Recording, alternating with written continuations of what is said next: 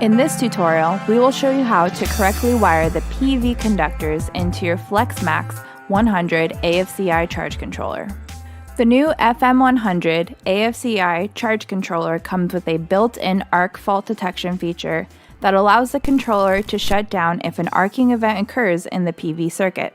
To prevent false arc fault detection, the positive and negative wires must be inserted in opposite directions through the sensing coil. Note, if only one wire fits, it should be the non-grounded conductor.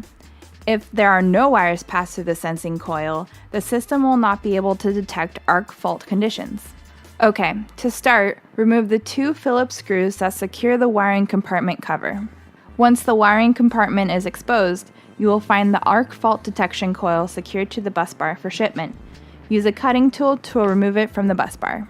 Next, take your first PV conductor and pass it through the coil.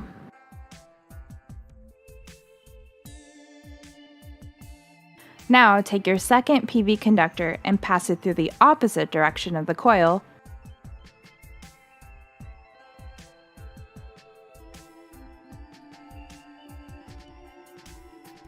forming an X.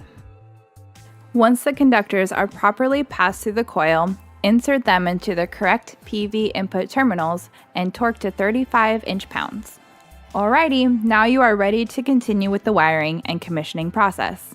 Thank you for watching.